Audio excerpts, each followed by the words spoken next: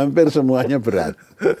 Tapi yang paling berat adalah yang saya rasakan adalah pada waktu memutus perkara 90.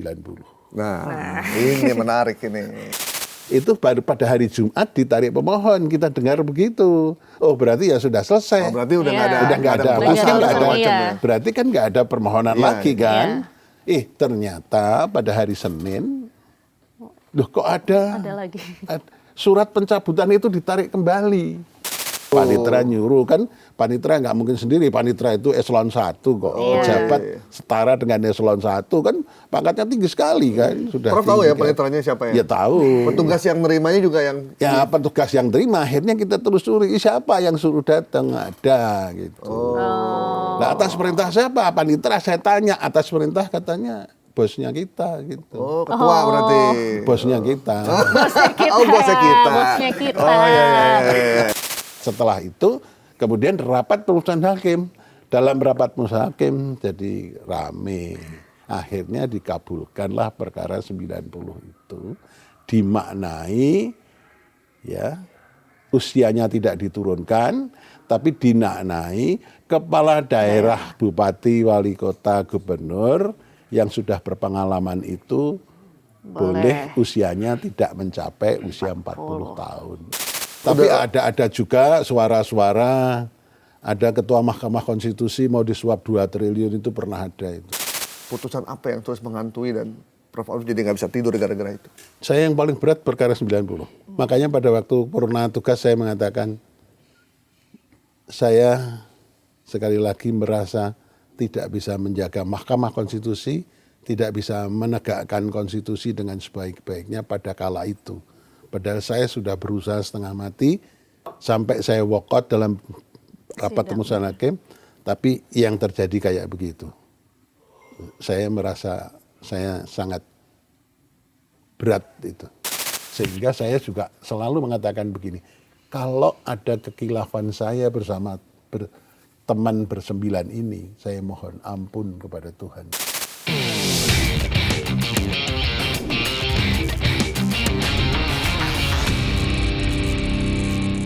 Assalamualaikum warahmatullahi wabarakatuh. Waalaikumsalam. Kembali lagi di Bikin Terang. Kami kehadiran seorang tamu, sosok yang luar biasa. 13 tahun menjadi hakim di Mahkamah Konstitusi.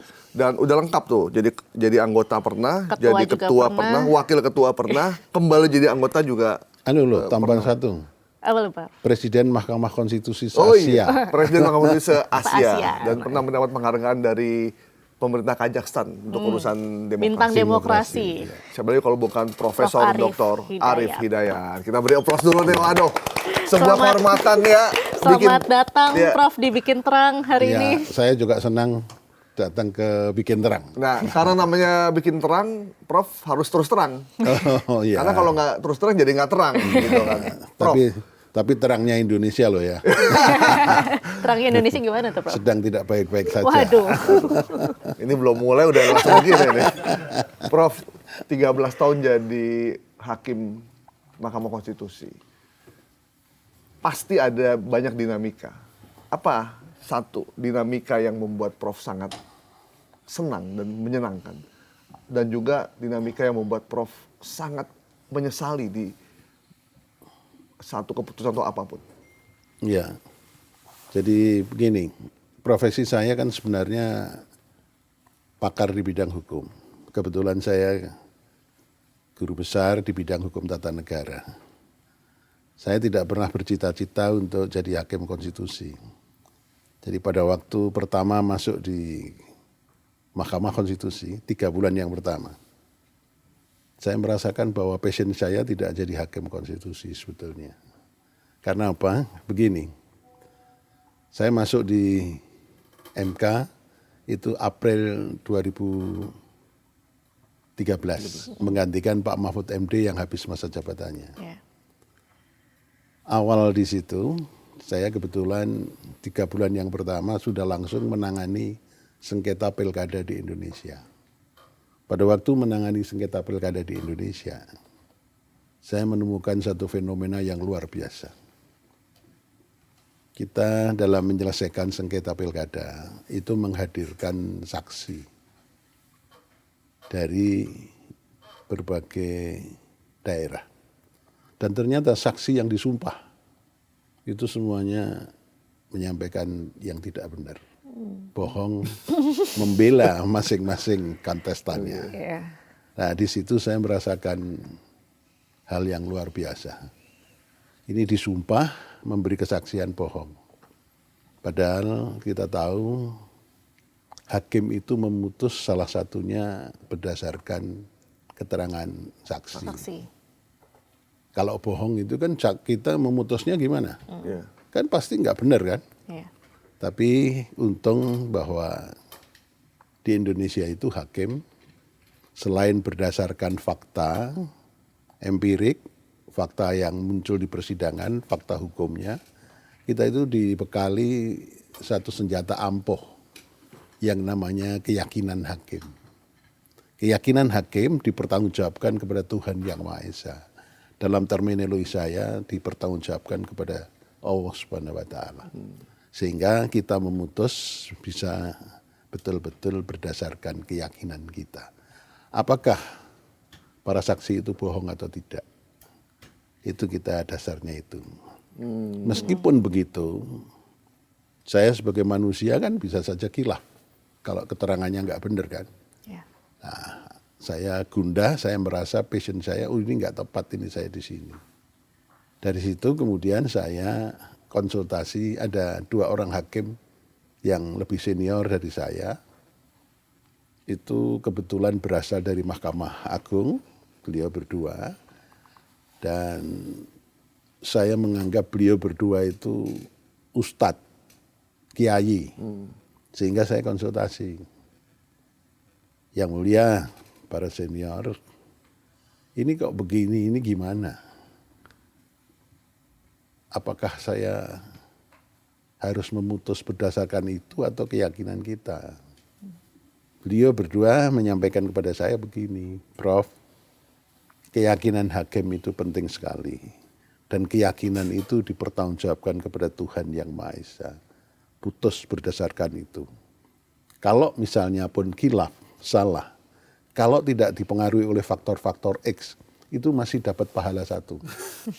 Apalagi kalau benar, pahalanya 2. Nah, dari sisi itu, lambat laun saya mempunyai keyakinan kalau kita lurus baik-baik saja, maka sebetulnya go ahead, nggak apa-apa. Saya itulah. Dari situ kemudian saya mantap untuk meneruskan. Karena pada waktu itu saya sudah, apa lebih baik kita mundur saja ya. Oh, jadi sempat mau berhenti, Prof? Iya, saya pada waktu itu memikirkan itu. Karena merasa passion saya kok nggak pas gitu. Itu awalnya di situ. Nah, setelah itu kita sudah jalan, saya merasa oh ya berarti harus di situ.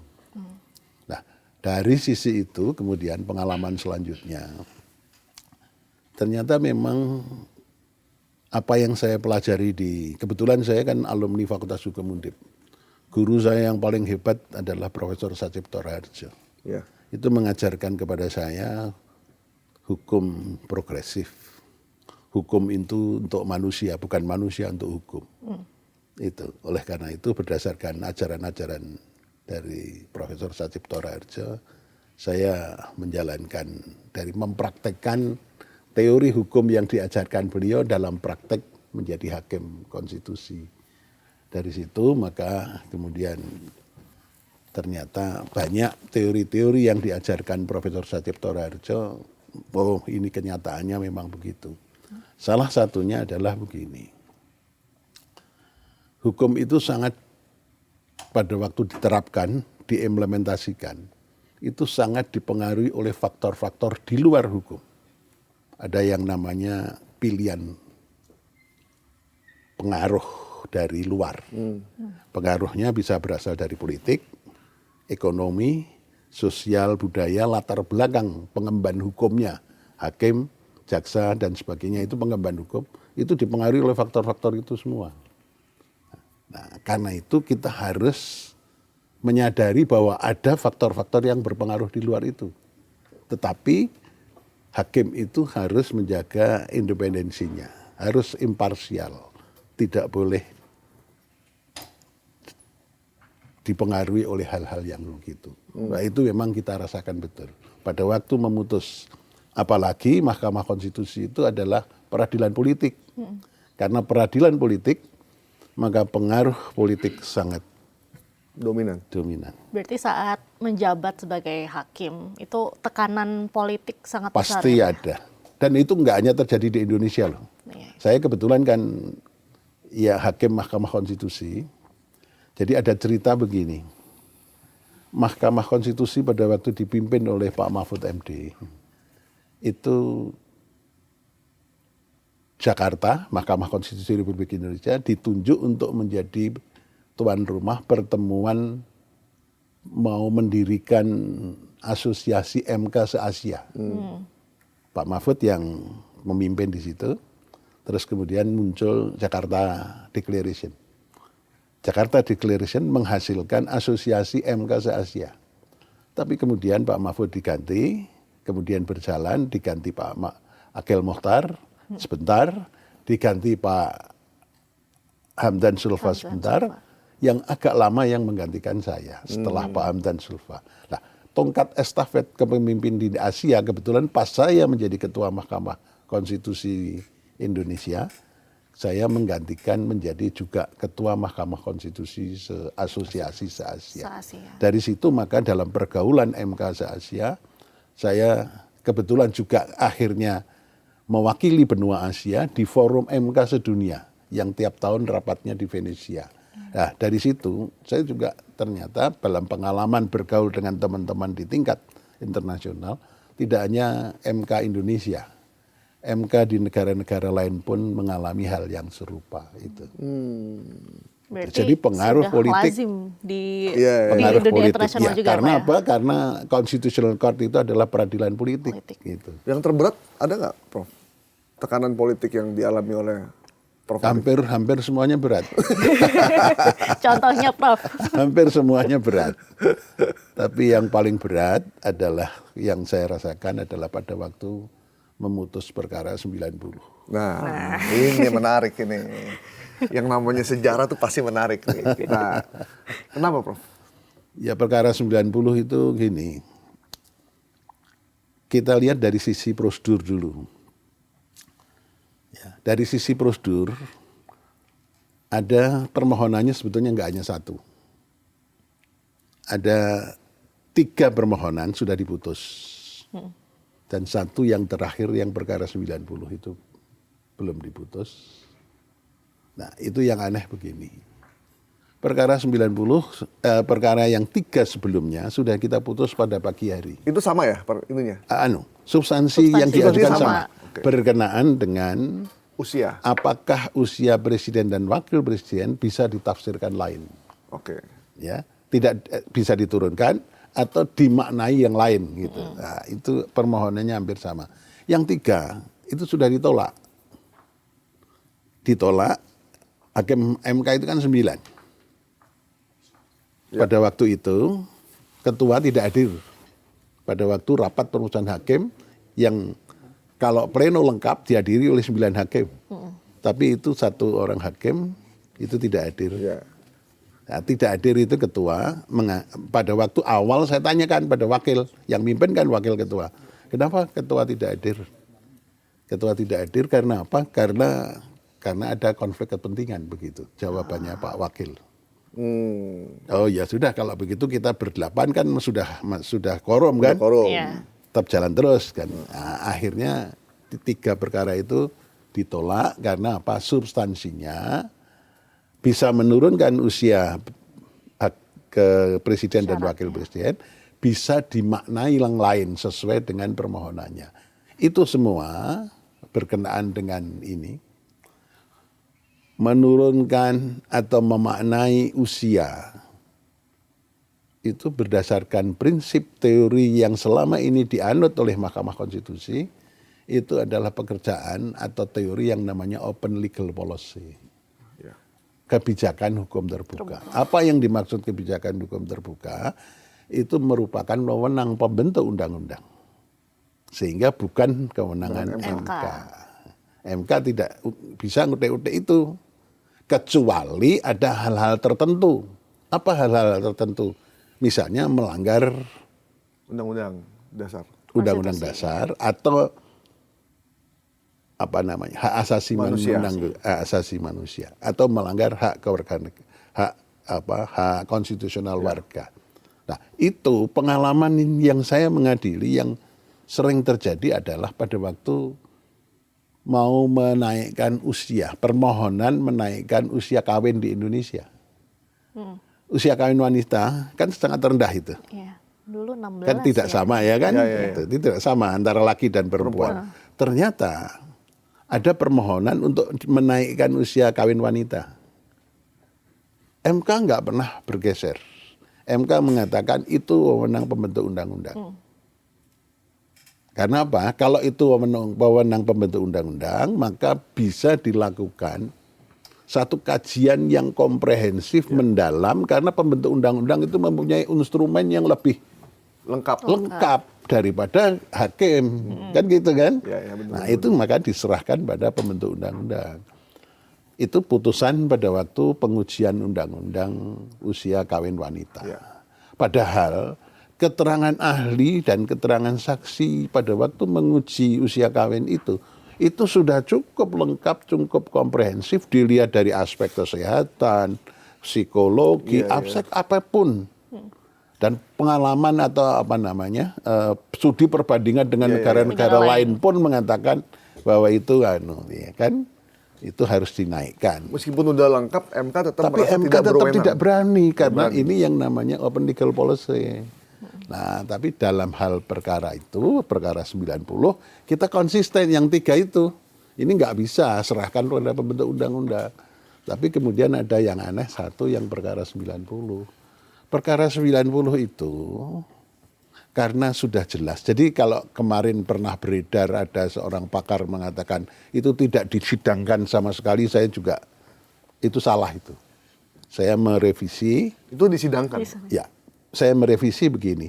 Setiap perkara yang masuk di Mahkamah Konstitusi diregistrasi dulu. Setelah diregistrasi maka dilakukan sidang panel. Jadi ketua membentuk panel yang menangani, yang menerima perkara itu setelah diregistrasi. Panelnya terdiri dari 3 orang. Pasti menerima permohonan itu dulu. Itu namanya sidang pendahuluan menerima permohonan. Pasti harus dilakukan. Nggak ada yang terlewati itu pasti. Nah itu pada waktu sidang pendahuluan sudah dilakukan. Terus kemudian kita itu yang kedua memberi nasihat pada pemohon. Nasihatnya itu apa? Permohonan ini supaya diperbaiki. Diperbaikinya karena ada PMK. PMK itu peraturan Mahkamah Konstitusi. Bagaimana tata beracara menerima permohonan. Nah itu harus memenuhi syarat formil dan syarat material. Nah itu dinasehatkan oleh hakim panel. Semua permohonan pasti melalui itu. Jadi kalau ada yang mengatakan itu tidak disidangkan sama sekali, salah. Nah itu sudah diterima, kemudian dinasehati, diperbaiki sudah. Ini yang 3 itu juga mau begitu. Yang 1 ini yang perkara 90 juga begitu. Nah sudah diperbaiki. Diperbaiki, dimasukkan kembali, diterima dalam sidang perbaikan permohonan. Sudah semua. Jadi ada 3. Nah ini setelah itu ada rapat permusuhan hakim untuk memutuskan apakah permohonan ini diteruskan pada sidang pembuktian atau tidak. Kalau diteruskan dalam sidang pembuktian maka mengundang keterangan pemerintah, keterangan dari DPR. Jadi harus ada keterangan pemerintah dan DPR untuk mendengar dulu itu pembuatan ini gimana sih. Gitu. Itu kita nilai kan. Setelah itu dilanjutkan mendengarkan keterangan saksi atau ahli yang kita minta dari pemohon. Setelah saksi atau ahli dari pemohon kita minta saksi ahli dari pemerintah atau dari DPR juga. Setelah lengkap itu baru diputus dalam RPH. Tapi ternyata kalau yang 3 ini kan sudah pas, yakin. Iya. Jadi nggak perlu sidang pembuktian. Karena apa?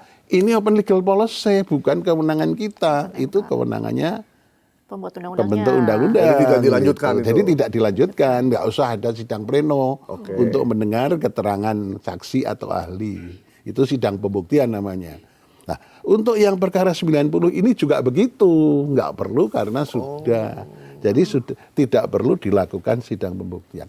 Sebelum itu diputus, ternyata kita menerima pemberitahuan bahwa perkara 90 itu dicabut. Jadi ditarik oleh pemohon. Pemohonnya.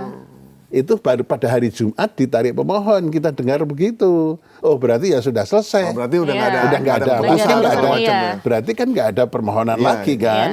Iya. Ternyata pada hari Senin, loh kok ada lagi. surat pencabutan itu ditarik kembali. Ditarik kembali, kita tanya pada panitera, kapan narik kembali? Hari Sabtu. Lu hari Sabtu kan kantornya libur kan. Aneh Lembur kan? berarti, Prof. Enggak ada lembur. Nggak ada lembur. Enggak ada lembur kan. Enggak ada Itu lembur. paniteranya siapa, Prof, yang menerima? Ya panitera. ada panitera. Jadi berarti itu sebutannya panitera lembur berarti Lembur ya? ya, soalnya libur-libur dia Panitera masuk. itu tidak menerima tapi Meneruskan. memerintahkan kepada yang front office-nya. Itu di petugas untuk menerima permohonan suruh datang hari Sabtu pagi, suruh menerima. Oh, si paniteranya nyuruh. Panitera nyuruh kan, panitera nggak mungkin sendiri. Panitera itu eselon 1 kok, pejabat setara dengan eselon 1 kan, pangkatnya tinggi sekali kan. Sudah Prof tahu tinggi ya kan. paniteranya siapa ya? Ya tahu. Petugas yang menerimanya juga yang Ya petugas yang terima, akhirnya kita telusuri siapa yang suruh datang, ada gitu. Nah, atas perintah siapa? Panitera saya tanya, atas perintah katanya bosnya kita gitu. Oh, ketua berarti. Bosnya kita. Bosnya kita. Oh, bosnya kita. Bosnya kita. Oh, iya. Berarti atasnya ketua, Prof. Bosnya kita gitu. Jadi ceritanya begitu. Kan aneh. Nah, terus hari Senin Ini kita tingkat atas nih berarti. kita ini. rapat permusyawaratan hakim itu ini ternyata nggak dicabut. Gimana? Udah lanjutin lagi lah. Kan kita bingung. Sudah dicabut, dimasukkan kembali, yang surat pencabutannya ditarik. Nah, kalau begitu untuk meyakinkan hakim itu kita bersembilan itu hati-hati. Kalau begitu kita harus minta konfirmasi dah. Apa benar sih cabut atau tidak gitu kan? Oh, iya. Nah, terus diadakan, kita sepakat dalam rapat putusan hakim mengatakan ini perlu dimintakan ada sidang pendahuluan kembali meminta konfirmasi. Nah, pada waktu itu diminta konfirmasi, ditanya, ini gimana sih sebetulnya permohonan ini? Hakim nanya ke siapa? Ke pemohonnya berarti. Ditanya pemohon kan? Pemohon, ya. Nah, yang hadir kuasa hukumnya. Kuasa hukumnya akhirnya di dalam sidang panel kita tanya kan? Panelnya nanya, ini gimana? Iya, pencabutannya ditarik, nggak jadi dicabut. Loh, kenapa? Karena ini kan ditanya betul kan? Loh, kenapa kok tadinya sudah dicabut kok Dibalikin pencabutannya lagi. ditarik kembali, Iya. dimasukkan kembali? Karena belum ada koordinasi antara kuasa hukum Sama pemohon. dengan pemohon. Oh, kalau begitu, ya ini berarti hidup lagi kan? Tapi sebetulnya yang aneh itu begini. Satu, itu di hari libur diterimanya. Ya. Iya. Yang kedua, selama ini kalau sudah ditarik nggak bisa masuk lagi. Jadi Harus bikin permohonan baru gitu loh, Prof. Harus permohonan Iya. baru. Ini baru pertama kali kejadian. Dan kalau permohonan baru pun itu harus ada syarat-syarat. Permohonan baru itu ada tidak boleh sama persis dengan permohonan yang sebelumnya. Karena itu melanggar asas nebis in idem. Iya, iya, iya. Harus ada lain. Nah, Iya, itu iya, yang iya. jadi aneh lah. Setelah itu kemudian rapat putusan hakim. Dalam rapat putusan hakim jadi rame. Akhirnya dikabulkanlah perkara 90 itu, dimaknai ya usianya tidak diturunkan, tapi dinaknai kepala daerah, bupati, wali kota, gubernur yang sudah berpengalaman itu boleh usianya tidak mencapai usia 40 tahun.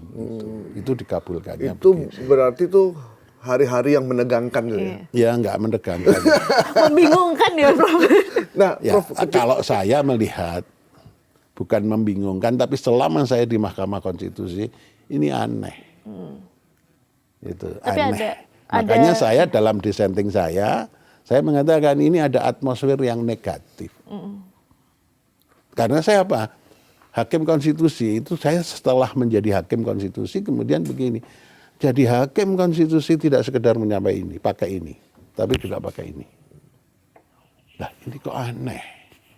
Kalau dari sisi ini juga prosedurnya agak lucu, dari sisi ini ada apa gitu. berarti Prof udah berasa pada saat itu. Nah, saya merasanya ini atmosfernya negatif, itu saya tulis dalam dissenting saya. Dissenting, ya. Bukunya sudah saya terbitkan. Berarti dari 9 hakim itu yang menolak 3 ya kalau nggak salah, Prof? Yang menolak 4. Menolak 4 ya? Lambat. Yang menolak 4, tapi yang 3 pokok masalah, pokok persoalannya, yang satu berkenaan dengan ini tidak punya legal standing, tidak sampai ke situ. Yang 2 concurring, yang 3 mengabulkan. Concurring maksudnya gimana, Prof? Concurring itu pertimbangannya sama, pertimbangannya berbeda, tapi amarnya Sama. sama. Tetapi sebetulnya amarnya juga berbeda itu, yang 2 itu.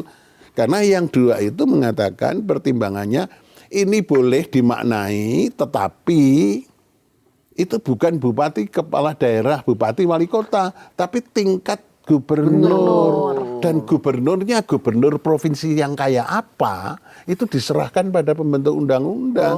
Jadi sebetulnya nggak bisa digabungkan yang 3 ini.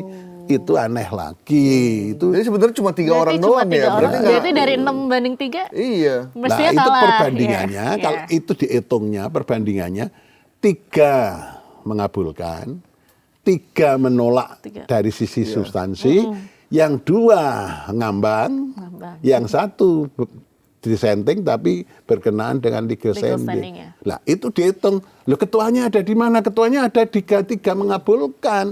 Kalau 3 sama 3, yang 3 itu kan anggota. Yang akhirnya dianggap menang yang itu. Tapi saya nggak ikut sudah. Udah nggak ikut lagi tuh itu? Saya walk out, saya nggak ikut tanggung jawab, saya keluar. Tapi saya dissenting, saya bilang begitu. Berarti Ketua MK pada saat itu sangat berperan juga ya? Itu memang ketua, bukan berperan, kolektif kolegial. Tetapi istilah yang dipakai, pakai bahasa Padang, bahasanya Prof. Saldi, selangkah dikedepankan, kalau seranting itu ditinggikan seranting. Gitu. Tapi kolektif kolegial. Dalam hal misalnya 4-4, kan bisa terjadi 4-4. 4-4 ya? Ya, itu di mana ada ketua itu yang menang. Oh gitu. Itu meskipun sama-sama kolektif kolegial, tapi kalau dalam pengambilan putusan terjadi draw, di mana ada ketua di situ yang menang. Tapi kan Prof, akhirnya putusan dari MK menyatakan bahwa itu ada pelanggaran, cacat secara konstitusi. Iya, MK-nya mengatakan bahwa itu ada masalah gitu. Sehingga ada sanksi terhadap ketua terhadap bos saya. Ya. Itu. Dan setelah itu kan MK itu mengalami masa-masa yang berat pada saat Ya, itu. betul. Tingkat kepercayaan nanti udah dibangun sekian lama oleh Pak Mahfud, Pak Jimli, Prof Arief, itu langsung Turun, drop. Ya. drop. Apa Ya. yang Prof rasakan pada saat itu? Akhirnya begini, ada keinginan kolektif para hakim untuk melakukan introspeksi.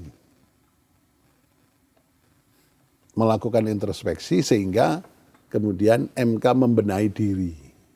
Kan setelah ada bahwa kemudian bos itu diganti, ya kan, karena ini ada sanksi tidak boleh memimpin lagi, ya, terus dipilih baru.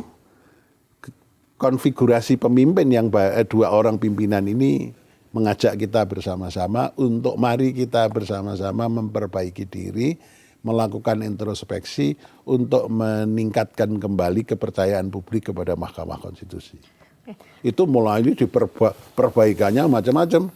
Perbaikan dalam peraturan Mahkamah Konstitusi, kemudian kita membentuk MK-MK yang permanen. Kalau masa jabatannya habis langsung kita perpanjang, pilih kembali. Kemudian kita sidangnya juga disiplin. Kita sidang sejak saat itu jam 8 pagi sampai selesai, sampai sore, sampai malam itu kita sidang. Dan selalu live streaming tuh ya. Dan kemudian keterbukaan ya, transparansi, akuntabel kita anukan semuanya itu. Nah, sehingga lambat laun mengalami perbaikan dan akhirnya Mahkamah Konstitusi menemukan kembali kepercayaan publik. Di mana kepercayaan publik itu dibangun banyak putusan-putusan yang kemudian berpihak kepada konstitusi. Artinya konstitusi kita jalankan secara lurus supaya undang-undang yang dihasilkan oleh lembaga legislatif betul-betul konsisten, koheren, dan berkorespondensi dengan konstitusi. Ya, misalnya saja pada waktu kita memutuskan menurunkan parliamentary threshold pilkada, misalnya itulah. Atau kalau enggak ini usia kepala daerah, itu kan tadinya sudah diputus Mahkamah Agung sejak saat pelantikan. Nah, tapi ada permohonan di Mahkamah Konstitusi mengatakan ini yang benar gimana, gitu. Ya. Mahkamah Konstitusi itu sebetulnya membela atau menegaskan yang benar itu pembentuk undang-undang. Karena letaknya itu di syarat pencalonan, bukan syarat pelantikan. Nah, itu ditegaskan oleh Mahkamah itu sejak saat pencalonan. Berarti MK nggak mau kecolongan 2 kali. Nah, itu harus nggak kecolongan 2 kali, nggak salah 2 kali. Nah, berarti jangan menggunakan istilah kecolongan. Kalau misalnya jadi MK itu karena yang benar itu ya itu. Berarti kita nggak mengatakan bukan sejak pelantikan, tapi pembentuk undang-undang. Jadi kita itu membela pembentuk undang-undang sudah benar. Iya kan? Tapi waktu itu kalau nggak salah pembentuk undang-undangnya mau nggak terima kan? Terus jadi akhirnya masyarakat geger kan itu. Akhirnya nggak jadi kan? Yang benar putusan mahkamah. Emang menarik ya politik di Indonesia ya, Prof ya? Nah, ya menarik sekali. Karena kita baru belajar lah. Belajar. Mahkamah Konstitusi kan lembaga yang baru 20 tahun. Ya kan? Padahal kalau negara-negara lain Eropa itu kan sudah dari awal ya, Prof. Sejak awal kan itu teori itu. Kalau Prof melihat nih, kalau kita tarik lagi ke putusan 90 ini juga bisa dibilang jadi presiden buruk nggak sih untuk demokrasi? Dan apakah putusan ini tuh sebetulnya bisa dianulir, caranya gimana nih, Prof? Kalau saya kok merasa begini, makanya saya sudah ada statement saya kan yang mengatakan begini. Saya merasa bahwa itu saya kemukakan, saya malah juga dapat peringatan dari MK-MK kan. Kenapa saya dapat peringatan dari MK-MK? Itu dinilai oleh MK-MK saya membeberkan sesuatu yang itu sebetulnya nggak boleh dilakukan. Saya waktu diundang oleh Menteri Hukum dan HAM, ada Kongres Hukum Nasional kan. Dalam Kongres Hukum Nasional itu saya kan sukanya pakai baju hitam-hitam. Tapi waktu itu sudah nggak suka lagi. Tapi sekarang saya suka lagi pakai baju hitam-hitam. Itu saya mengatakan, kenapa saya saya jadi narasumber utama. Bersama dengan ketua lembaga yang lain. Kan ada dari kepolisian, kejaksaan, kemudian dari Mahkamah Agung. Lah kebetulan yang dari Mahkamah Konstitusi yang ditugasi ketua saya. Saya berangkat ke sana, saya bilang, saya memakai baju hitam-hitam karena Mahkamah Konstitusi baru saja terjadi prahara yang luar biasa. Saya mengatakan gitu, itu dapat sanksi saya dari MK-MK teguran. Itu nggak boleh mengatakan begitu. Itu viral emang, Prof. Itu viral juga kan. Nah, saya akan mengatakan saya pakai hitam-hitam karena terjadi prahara, karena sejak saat itu maka ini Indonesia bisa sedang tidak baik-baik saja. Istilah sedang tidak baik-baik saja itu yang pertama kali yang melonsing kalau nggak salah saya di forum itu. Itu. Dan prediksinya benar. Nah, itu kita rasakan. Kita rasakan. Karena itu tadi, ini saya nggak pakai logika, saya pakai hati nurani. Ini kelihatannya kok masih ada yang aneh. Yang aneh ini apa, alam semesta Indonesia mau terjadi sesuatu, rasanya begitu. Wah, ngeri nih kalau udah Prof pengalaman gitu yang ngomongnya. Prof, tapi hubungan sama Pak Anwar Usman baik-baik aja? Saya bersahabat baik itu. Pada waktu Pak Anwar Yudisium menjadi ketua, menggantikan saya, itu pidatonya beliau mengatakan Prof. Arief itu guru saya. Dan saya juga begini, ada pengalaman menarik. Saya masuk di MK, ada peristiwa, kemudian Pak Hamdan naik jadi ketua.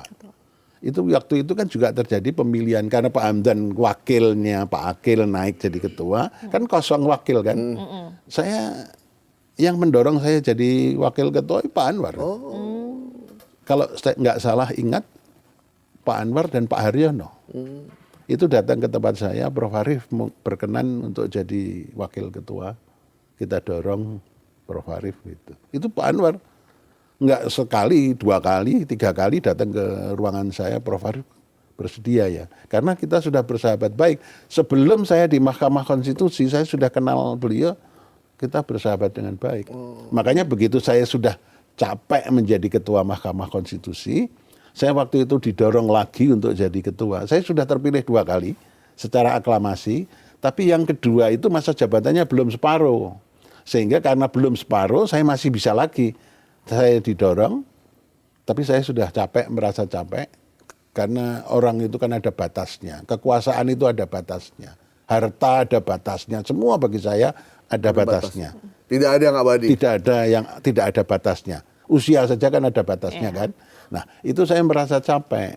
Nah, pada waktu saya merasa capek, didorong oleh beberapa teman, Prof, mau lagi? Enggak, saya sudah capek. Siapa yang gitu? Kalau begitu tawarkan siapa? Ya sudahlah, wakilnya jadi ketua. Nah, wakilnya kan Pak Anwar. Ya sudah Pak Anwar. Akhirnya pemilihan ketua, akhirnya Pak Anwar 5 suara memilih Pak Anwar. Termasuk saya memilih Pak Anwar. Pak Anwar jadi ketua. Dalam pidato keketuaannya pertama, Prof. Arief Hidayat adalah guru saya. Karena saya juga merasa bersahabat baik dengan itu nggak ada kecurigaan tuh ketika nggak memilih ada. Prof. Itu belum nikah lagi ya waktu itu? Ya belum dong. Katanya Prof ya yang nganter. Oh iya, pada waktu pernikahan di Solo saya yang mengantar beliau. Saya secara resmi menyerahkan ini pengantin laki-laki. Gitu.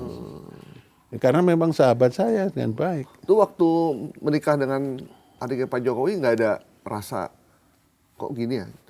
Itu saya merasa ini baik-baik saja. Nggak ada apa-apa kan? Nggak ada unsur politis gitu ya? Nggak ada, kalau saya kira nggak ada. Bahwa nanti ke depannya akan ada. Nah, kalau itu sesuatu yang tahu Tuhan Yang Maha Kuasa. Tapi saya kira ya karena begini, saya bersama istri itu bersahabat baik dengan Pak Anwar, keluarga Pak Anwar kan. Bu Anwar almarhum itu sahabat baiknya istri saya kan, pada sesama istri hakim, dekat, kalau kemana-mana juga sering bareng. Bu Anwar itu sangat sederhana, baik begitu. Ya kita bersahabat. Tapi kita pada waktu Bu Suhada meninggal, kita juga sangat kehilangan kan, karena itu teman sahabat baik. Iya. Gitu. Laki-laki emang kalau kehilangan istri suka oleng, Pak. Ya, iya. Ya. Jangan sampai lah. Tapi ada yang bilang begini, kehilangan istri itu musibah yang membahagiakan. Gimana tuh Pak? Karena bisa kawin lagi.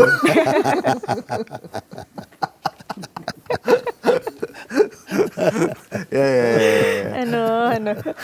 Tapi Pak, kalau misalnya Prof. Arief melihat nih, yang paling berbahaya bagi seorang hakim di Mahkamah Konstitusi itu intervensi politik kah atau ada konflik kepentingan personal nih dengan penguasa?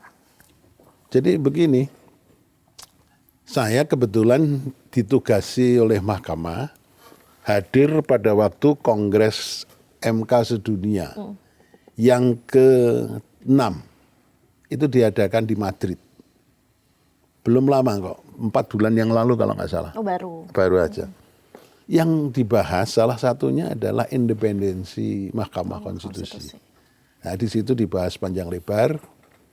Hasil temuan saya yang saya sampaikan di Kongres Internasional itu independensi Mahkamah Konstitusi dipengaruhi oleh 4. Yang pertama adalah itu tadi yang ditanyakan Mbak di antara itu. Pengaruh dari cabang kekuasaan yang lain terhadap Mahkamah Konstitusi itu sangat berat sekali. Bisa dari eksekutif, bisa dari legislatif. Apalagi di Indonesia, 9 orang hakim konstitusi itu 3 direkrut dari DPR, 3 dari Presiden, dan 3 dari Mahkamah Agung. Sehingga misalnya saya direkrut dari DPR. Kan secara psikologis manusia ada ikatan kan dengan lembaga perekrut. Nah, tetapi saya mencoba setelah direkrut oleh DPR, hubungan saya dengan DPR harusnya sudah selesai kan. Itu harus harus dilakukan. Karena apa? Syarat Hakim Konstitusi Republik Indonesia itu syarat yang paling berat di antara seluruh jabatan publik di Indonesia loh. Apa tuh, Prof? 1, berpendidikan S1 hukum, doktor ilmu hukum. Jabatan yang paling susah kan, paling tinggi jabatan usianya kan doktor. Iya. Itu doktor ilmu hukum, Hakim Konstitusi. Jadi kalau S1-nya bukan hukum, nggak bisa? Nggak bisa. S1 hukum, doktornya ilmu hukum. S2-nya terserah. S2-nya bisa ilmu politik atau apa yang lain, tapi doktor ilmu hukum. Berpengalaman 15 tahun kerja di bidang hukum. Apakah praktisi, apakah teoritisi, apakah politisi, apakah pengusahawan, pokoknya semuanya bisa. Tapi berpengalaman di bidang hukum misalnya. Itu 15 tahun. Terus yang paling berat sekali, nggak ada syarat yang lain itu, negarawan. Loh, presiden aja nggak harus negarawan kok. Bisa partisan kok. Makanya orang ketua partai bisa jadi presiden. Ada anggota partai jadi ketua Mahkamah Konstitusi, Prof? Apanya? Ada anggota partai yang jadi anggota Hakim MK? Loh, yang gantiin. dulu Pak Akel kan dari Golkar kan? Pak Asrul Sani dari P3. Pak P3, Pak Hamdan dulu dari PBB. Pak Adis Kadir yang Pak baru Adis Kadir dari Golkar juga kan nggak masalah kan. Tapi setelah itu harus bertransformasi menjadi negarawan.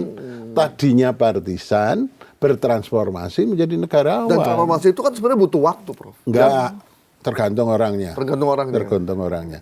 Saya berasal dari Ormas GMNI. Tapi saya membawakan jadi hakim konstitusi lepas dari kepentingan Ormas GMNI. Meskipun sampai hari ini saya masih ketua Persatuan Alumni GMNI. Jadi pada waktu itu saya pernah juga dilaporkan ke MK. Ini Arief Hidayat kok hakim konstitusi kok jadi ketua Persatuan Alumni GMNI kan gitu kan. Tapi zaman yang sebelum saya, Pak Mahfud MD juga pernah jadi ketua PBHMI. Kan nggak masalah itu. Tapi ya itu tadi harus bertransformasi jadi negarawan, nggak untuk kepentingan partisannya. Berarti dianggap Hakim MK itu udah selesai dengan dirinya dengan lah ya? dirinya, ya selesainya dalam segi apa saja. Ya dari sisi segi apa saja. Nah, tadi Prof, dari politik ya tadi ya? Politik, terus dari cabang legislatif, jadi yudikatif. bisa pengaruh dari eksekutif atau legislatif. Ya itu kan satu, pengaruh hakim konstitusi atau lembaga konstitusi MK itu. Yang kedua, masalah kemandirian anggaran. Pengalaman yang dibahas di Kongres MK sedunia di Madrid kemarin, itu banyak negara-negara yang putusannya dianggap merugikan eksekutif, yang tidak mandiri anggarannya kemudian dibeginikan. Itu ada di negara-negara Amerika Latin kok. Sampai MK itu, negara itu membayar iuran keanggotaan di aja nggak bisa bayar. Karena anggarannya dipotong oleh eksekutif dan legislatif gitu. Jadi itu tadi, ya kan? Satu, jadi kemandirian lembaga itu pasti pada pengaruh politik. Yang kedua, kemandirian anggaran.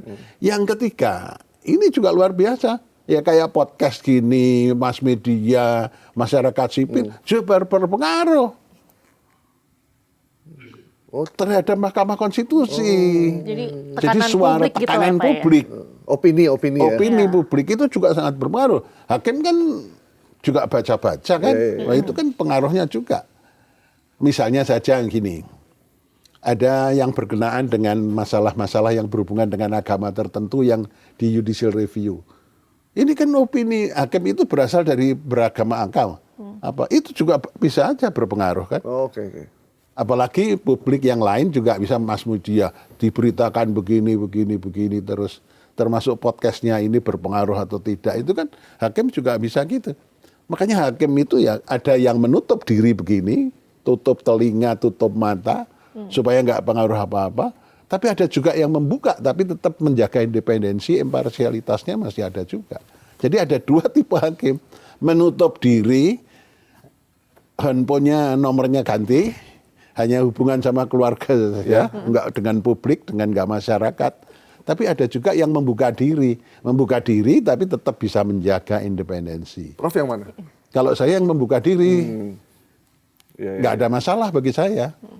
Ya, itu istilahnya kalau bahasa Jawa, yang satu topo betul, topo itu nutup semuanya. Kalau saya topo ngerame, meskipun rame banyak pengaruh, tapi saya nggak dipengaruhi. Prof, itu. hakim MK itu bisa disuap nggak sih, Prof?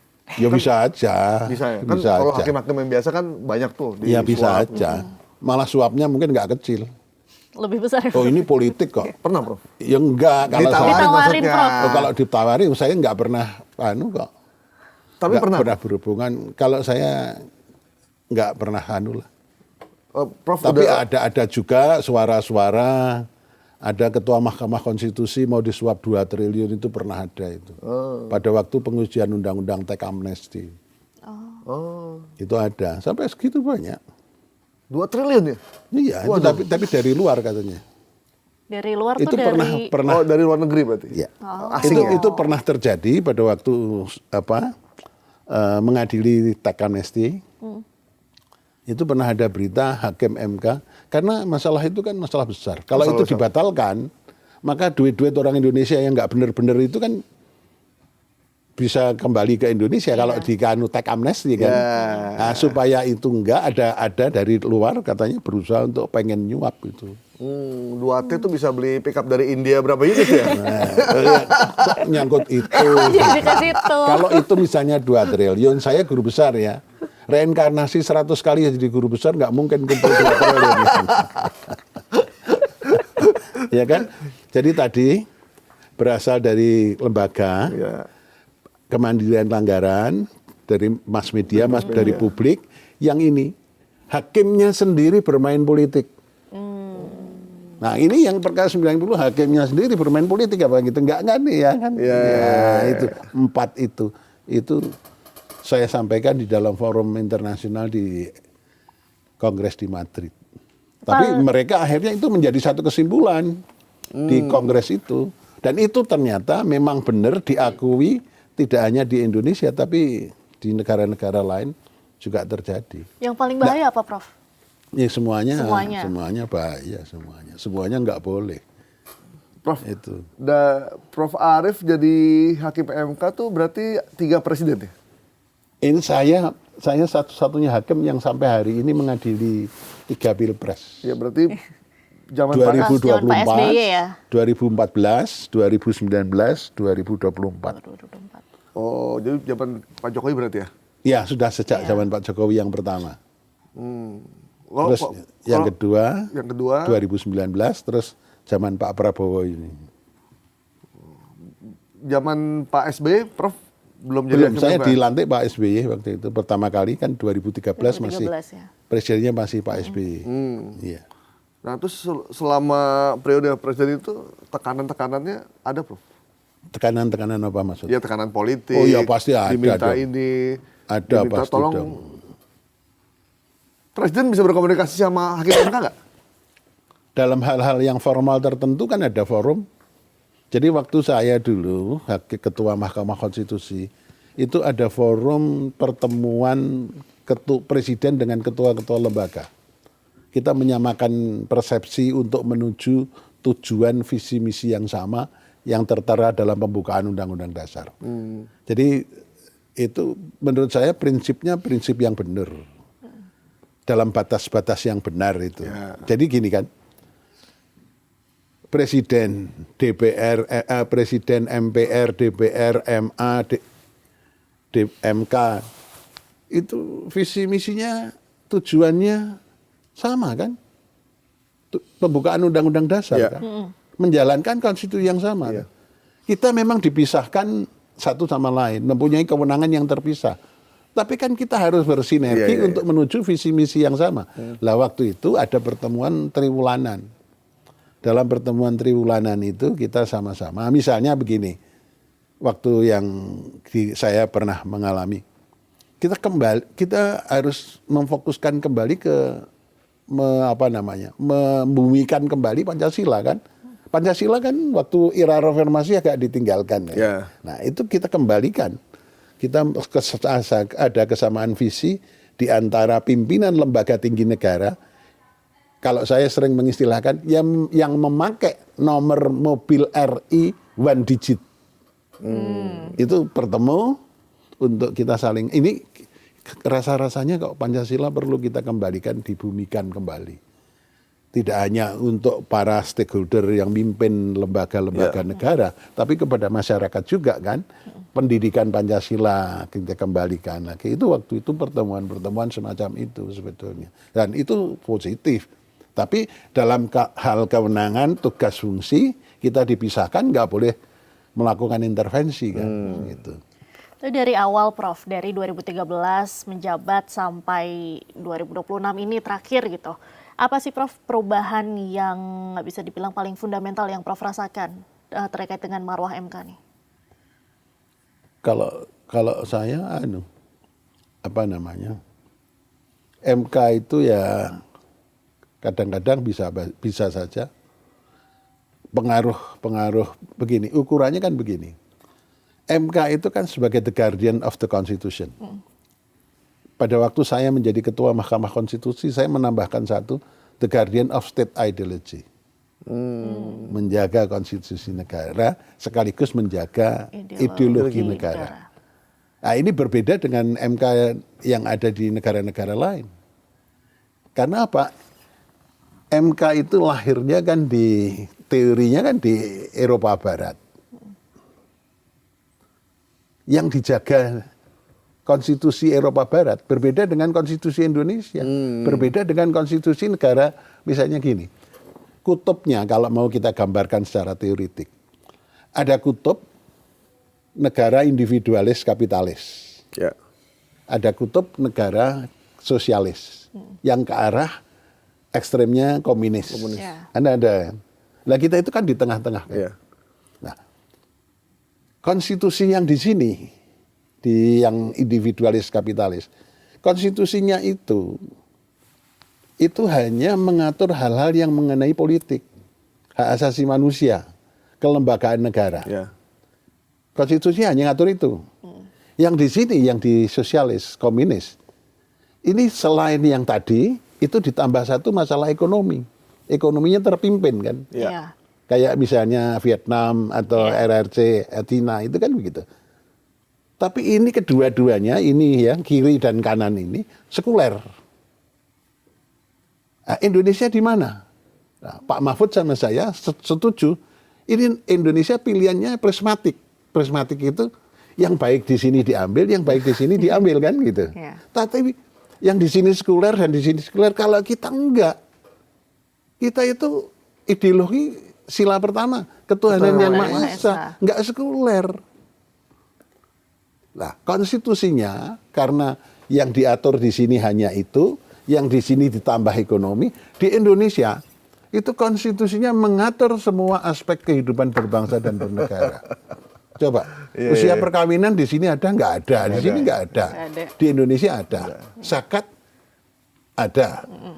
Gitu? Terus masalah apa yang berhubungan dengan pasal 29? Agama. Di sini nggak ada persoalan pengujian undang-undang agama di sini yang nggak ada. Kalau di Indonesia ada. Saya kemarin diminta Ketua Mahkamah Konstitusi menangani permohonan apa?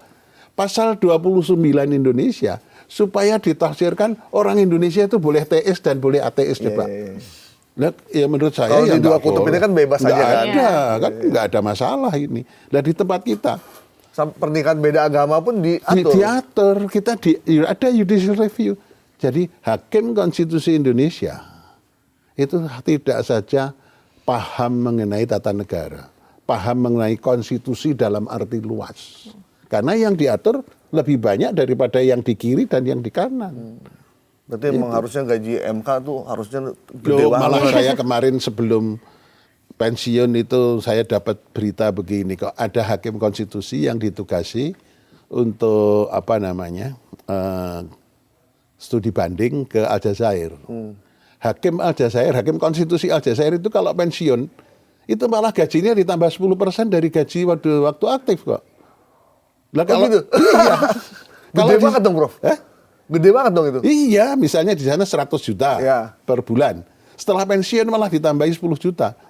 Kalau di Indonesia saya tadinya gajinya misalnya 100, sekarang tinggal 10%-nya. Supaya apa? Ini negarawan ini supaya tetap jadi negarawan. Iya. Jadi dia nggak pusing dengan Nggak masa pusing tuanya nanti. masalah tua itu loh. Makanya saya pernah berseloroh di sidang. Ini kalau hakim ini kemandirian agama bisa diplot, kalau setelah pensiun gajinya malah ditambahi seperti Aljazair, saya bilang begitu. Tapi jangan berlaku untuk saya. Kalau untuk saya kan seneng saya. Jadi buat DPR bolehlah kita naikin gaji MK dengan kompleksitas Untuk yang udah persoalan. pensiun ya. Iya. Luar biasa sih, baru tahu loh, Prof. Beneran loh. Iya, saya juga baru tahu baru saja. Ternyata hakim Mahkamah Konstitusi Aljazair setelah pensiun gaji yang aktif ditambah 10%. Oke, Prof. Banyak orang bertanya tentang independensi Mahkamah Konstitusi, terutama terkait dengan yang terakhir masuknya hakim MK dari tiba-tiba yang udah digodok malah tidak dipilih, yang dipilih malah yang tiba-tiba Tiba-tiba namanya itu. Jadi tiba-tiba hakim MK gitu. Gimana Prof melihat Kalau itu? saya sumber rekrutmen hakim konstitusi itu bisa dari manapun asal sesuai dengan ketentuan. Nah ketentuannya itu tadi apa? Itu tadi doktor ilmu hukum, S1, S1 hukum, dokter hukum, hukum. pengalaman 15 tahun 15 di tahun. bidang hukum, itu terus kemudian negarawan. Lah yang namanya negarawan inilah yang sebetulnya paling susah, yang harus dianu. Jadi kalau saya tidak mempersoalkan dia politisi, akademisi, praktisi, advokat atau apa saja, termasuk apa saja, asal kemudian setelah jadi hakim konstitusi bertransformasi menjadi negarawan, tidak partisan. Itu aja kalau menurut saya. Prof, apa? kamu dulu. Aku terakhir dari aku nih. Sekarang Udah selesai kita? Udah mau habis. Furqan udah kasih kode. Udah kasih kode dia iya. tadi. Kalau Saya kira sekarang 4 jam. ternyata nggak nyampe Prof kita durasinya. Nah kalau sekarang Prof Arief sudah purna tugas gitu. Ini kan setelah 13 tahun terikat kode etik hakim. Sekarang apa Prof yang ingin Prof lakukan? Kalau saya pribadi, saya kan sebetulnya guru besar di bidang hukum tata negara. Jadi guru itu nggak putus kan. Saya masih membimbing, mengajar di bidang hukum, dan saya malah kemudian bisa mempraktekkan teori yang pernah saya kuasai. Sekarang saya mempunyai pengalaman praktek yang suka duka sangat dinamis sekali. Itu yang bisa saya sampaikan. Satu hal yang saya mau sampaikan.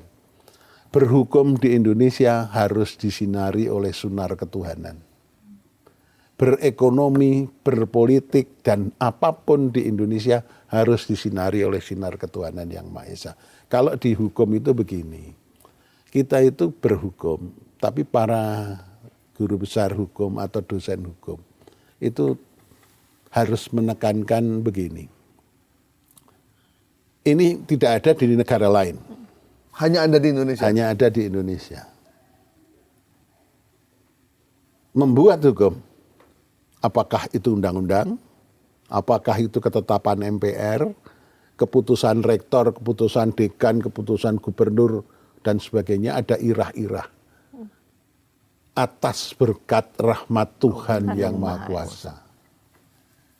Pengadilan dalam apapun, tingkatan apapun, Mahkamah Agung, Mahkamah Konstitusi, memutus perkara ada irah-irah. Demi keadilan berdasarkan ketuhanan yang Maha Esa. Pengalaman pribadi saya pada waktu ketua Mahkamah Konstitusi, kalau mau baca putusan, demi keadilan berdasarkan ketuhanan yang Maha Esa. Itu saya sebelum membaca saya merinding sekali. Oh iya ya, ini saya pertanggungjawabkan kepada Tuhan yang Maha Kuasa. Sehingga saya juga selalu mengatakan begini, kalau ada kekilafan saya bersama teman bersembilan ini, saya mohon ampun kepada Tuhan yang Maha Esa. Nah, inilah yang harus diajarkan. Kehidupan hukum di Indonesia sekarang carut-marut. Iya. Ini harus kita ingatkan. Kepada praktisi, kepada teoritisi, kepada semuanya kita harus ingatkan. Dan itu tidak hanya di bidang hukum. Yang disinari oleh sinar ketuhanan, ya politik, ya ekonomi, ya semuanya. Lah berarti kalau begitu, kalau nggak bener gini yang salah siapa? Ya kan? Ya. Sekarang saya bergaul dengan, terakhir waktu di Madrid, saya diskusi agak lama dengan ketua MK salah satu negara Skotlandia, saya agak lupa. Mereka mengaku masyarakatnya mayoritas ateis. Kenapa kehidupannya lebih baik? Nggak ada korupsi, nggak ada kolusi, nggak ada nepotisme. Dan setiap putusan nggak ada demi keadilan atas nama Irah-irahnya Tuhan, juga. nggak ada. Nggak ada. Tapi kehidupannya lebih baik. Iya. Saya tanya, kenapa kok bisa begitu? Urusan dunia, kita nggak tahu urusan ada Tuhan atau tidak, ada surga, ada neraka atau tidak. Tapi urusan dunia harus kita selesaikan sebaik-baiknya di dunia. Coba kayak gini. Itu apakah lebih nggak religius daripada orang beragama? Lebih religius Emosi daripada kita ini. Nah iya, makanya itu. Lah, kita yang katanya mayoritas religius atau hampir semua religius, kok kayak gini hidupnya? Apakah Indonesia tidak salah kelola? Ya salah kalau gitu. Iya, makanya itu yang salah ya kita semua, termasuk kita yang di sini ini salah Ini semua. kameramen salah juga, Prof. semua. Penonton doang kita. Iya. Kita siar agamanya semuanya maju, tapi kehidupannya kok nggak tercermin dalam sikap dan perilaku. Iya. Tiap Ramadan kultum selalu ada. Ya iya, itu gimana coba. Iya. Nah, itu harus kita Oke, Prof. sadarkan bersama itu. Apa yang terus menghantui Prof. Arief? Putusan apa yang terus menghantui dan Prof. Arief jadi nggak bisa tidur gara-gara itu? Saya yang paling berat perkara 90. Makanya pada waktu purnama tugas saya mengatakan, saya sekali lagi merasa tidak bisa menjaga Mahkamah Konstitusi, tidak bisa menegakkan konstitusi dengan sebaik-baiknya pada kala itu. Padahal saya sudah berusaha setengah mati, sampai saya walk out dalam rapat pemutusan hakim, tapi yang terjadi kayak begitu. Saya merasa saya sangat berat itu. Itu saja yang sebetulnya. Atas nama rakyat Indonesia, kami maafkan Prof. Karena kami tahu Prof walk out dan menyatakan ketidaksetujuannya dengan Iya, itu. dan saya menyatakan dalam dissenting saya. Gitu. Oke. Kita tepuk tangan dulu. Kita ambil aplaus dulu buat Prof. Arief Hidayat. Terima kasih banyak Prof. Arief sudah bergabung dengan Bikin Terang hari ini. Semoga perbincangan hari ini bisa bermanfaat dan juga bisa bikin terang warga Indonesia. Jangan dulu pensiun Prof, tetap berkarya, tetap mengajar karena sinar Prof itu sangat dibutuhkan oleh kita rakyat Indonesia dalam situasi yang kalau kata Prof. Arief nih tidak baik-baik saja. Ya, situasi yang sudah menjadi situasi ini. Oke, demikian di Bikin Terang, sampai jumpa. Semoga bermanfaat buat Anda semua. Terima kasih. Salam.